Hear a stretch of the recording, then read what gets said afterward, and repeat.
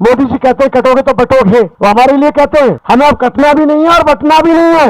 आंदोलन जब तक एक दिशा में चलेगा, नियत के साथ चलेगा, एक होकर चलेगा, तब तक इनका आंदोलन मजबूत रहेगा। भारत का बौद्ध एक है, चाहे संगठन 1000 क्यों ना हो, लेकिन बुद्ध के नाम पर समर्पित है, मरने को तैयार है, मिटने को तैयार है। बाबा साहब अम्बेडकर का अपमान सहन नहीं कर सकता, वैसे ही बुद्ध का अपमान कहीं सहन करने वाला नहीं है।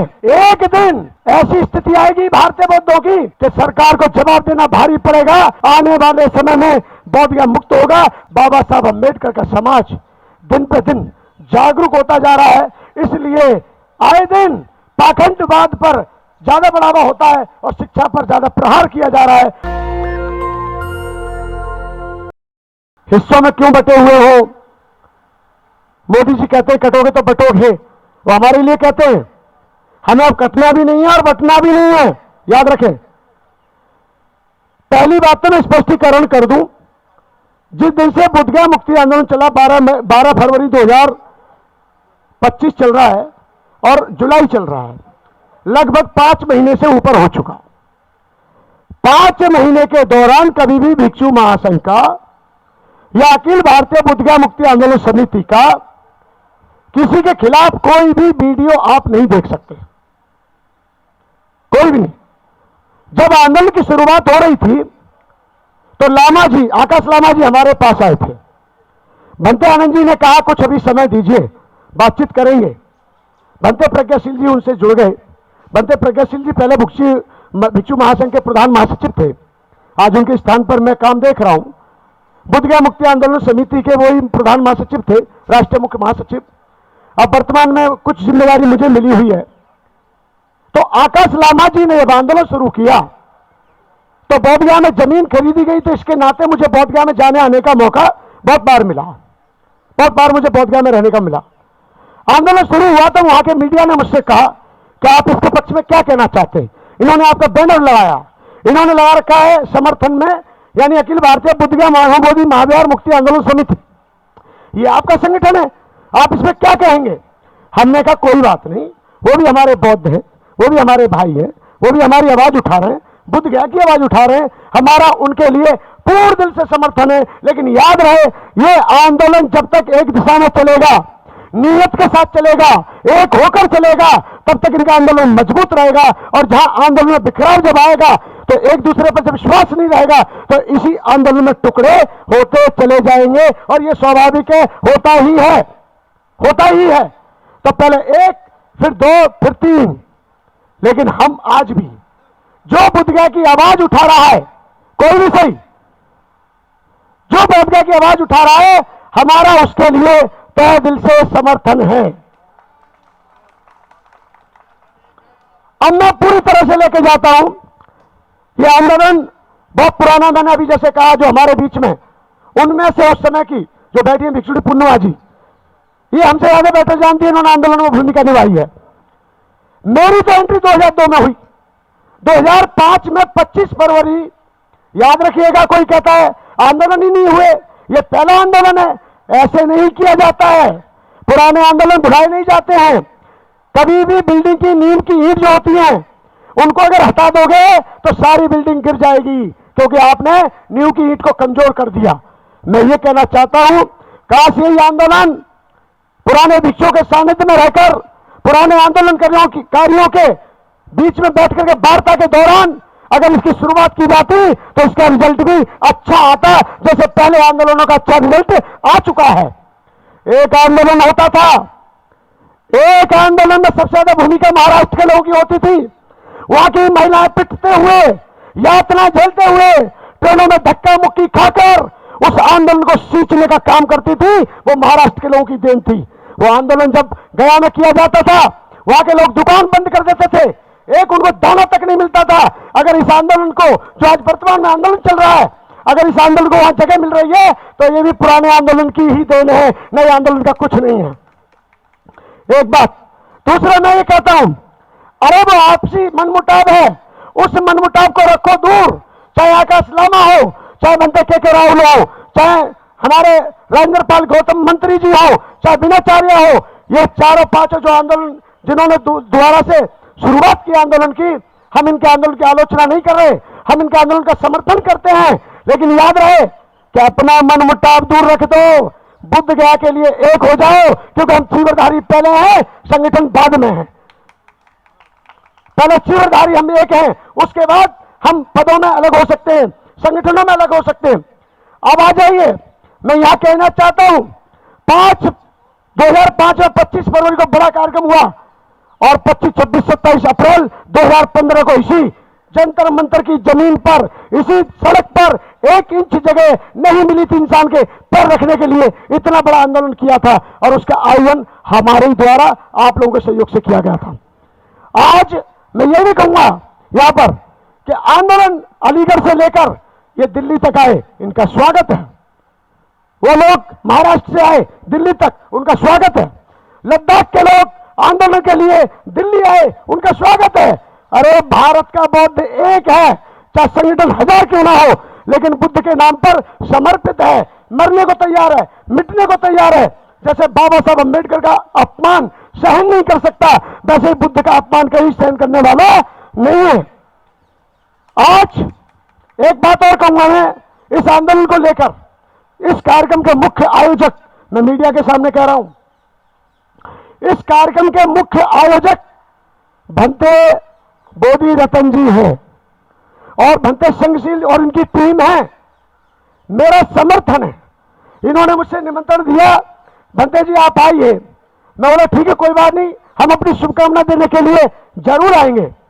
आज बुद्ध की लड़ाई मेरी अकेले की नहीं है, ये एक भिक्षु की नहीं है, 2 भिक्षु की नहीं है, समूचे भारत के बौद्ध भिक्षुओं की और समूचे भारत के बौद्ध अनुयायियों की लड़ाई है। बड़े ताज्जुब की बात है,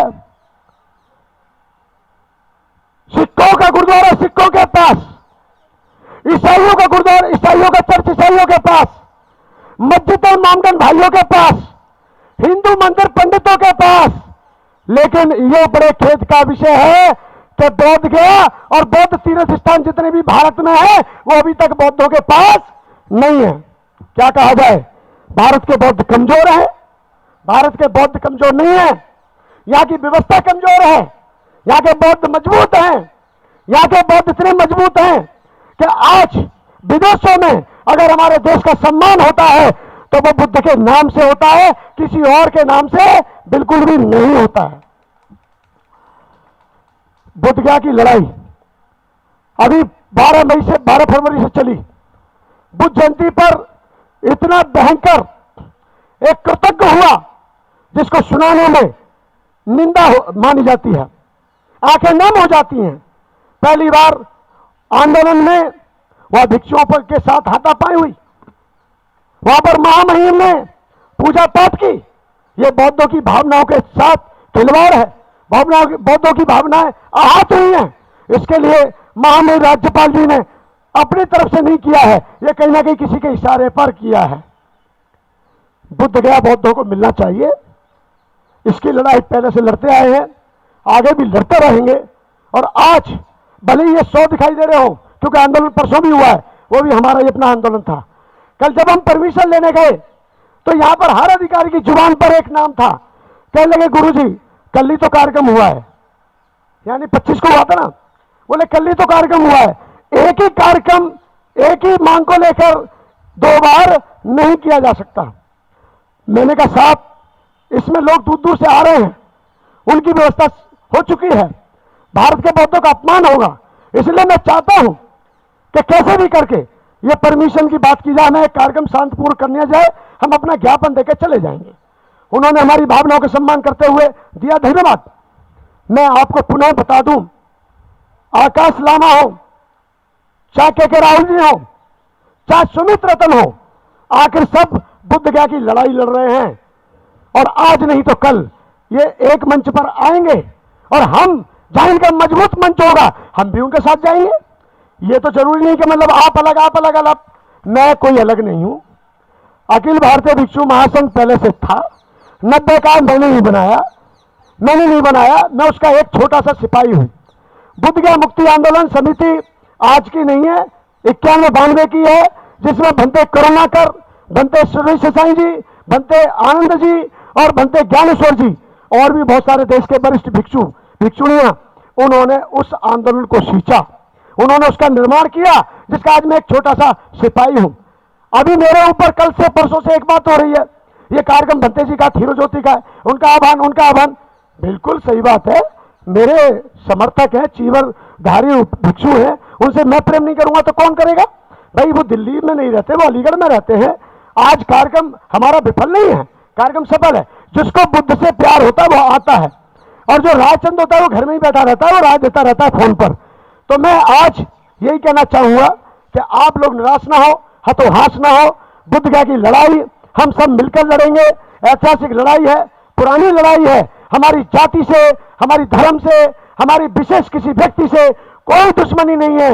हमारी अगर दुश्मनी भी है तो वो सरकार से है, क्योंकि सरकार हमारे साथ सौतेला व्यवहार कर रही है। जब हम ये कहते हैं हम सबको फंडामेंटल राइट्स पूरी तरह से मांगने का अधिकार है, हम सबको अपना मौलिक अधिकार मांगने का अधिकार है, तो बौद्धों के साथ भी, बौद्धों के पास भी अपना बौद्ध गया होना चाहिए। इसके लिए पूरा भारत का बौद्ध एक होगा, एक होगा, एक होगा। मेरे एक आह्वान पर 2015 में 26 जनवरी बुद्ध नगरी की धरती पर स्पीच के दौरान मैंने उनसे यह कहा कि एक व्यक्ति अगर 10 लोगों को लेकर आएगा तो रामलीला मैदान छोटा पड़ जाएगा। उन्होंने उस बात को तवज्जो देते हुए 25, 26, 27 अप्रैल का कार्यक्रम जो हुआ, आप लोग बिलीव नहीं करेंगे, 3.5 किलोमीटर 4 किलोमीटर रैली थी, 3.5, 4 किलोमीटर रैली थी और कार्यक्रम भव्य हुआ। और मैं आज फिर इस मंच से घोषणा कर रहा हूं कि आज नहीं तो कर पुराना जो आंदोलन है भिक्षु महासंघ का और बुद्ध गया मुक्ति आंदोलन समिति जो पहले से काम कर रही है वो एक्टिव होगी। हम सब मिलके, चाहे लामा जी हो, चाहे कोई भी हो, एक दूसरे के ऊपर कटाक्ष करना बंद करो, एक दूसरे के काम पर ध्यान दो, एक दूसरे का साथ दो, एक दूसरे के साथ कदम से कदम मिला के चलो। और हम फिर आपको घोषणा कर रहे हैं, आने वाले समय में 2015 वाला कार्यक्रम फिर से दोहराया जाएगा, फिर से कार्यक्रम होगा। और एक दिन इतना बड़ा कार्यक्रम होगा कि रामलीला मैदान में आप सभी के सम्मान में बुद्ध गया के लिए एक दिन ऐसी स्थिति आएगी भारतीय बौद्धों की कि सरकार को जवाब देना भारी पड़ेगा। और सरकार जैसे पहले सुनती थी, झुकती थी और बौद्धों की कोई ना कोई समस्या हल करती थी, ठीक उसी प्रकार से आने वाले समय में बौद्ध गया मुक्त होगा। बौद्ध बिल्कुल भी निराश ना हो, बिल्कुल उदास ना हो। आपके पास हिम्मत है, आपके पास साहस है, आपके पास ताकत है, आपके पास मनोबल है। मैं ज्यादा नहीं कहूंगा, यही कहूंगा, बाबा साहब अम्बेडकर का समाज दिन पे दिन जागरूक होता जा रहा है, इसलिए आए दिन पाखंडवाद पर ज्यादा बढ़ावा होता है और शिक्षा पर ज्यादा प्रहार किया जा रहा है।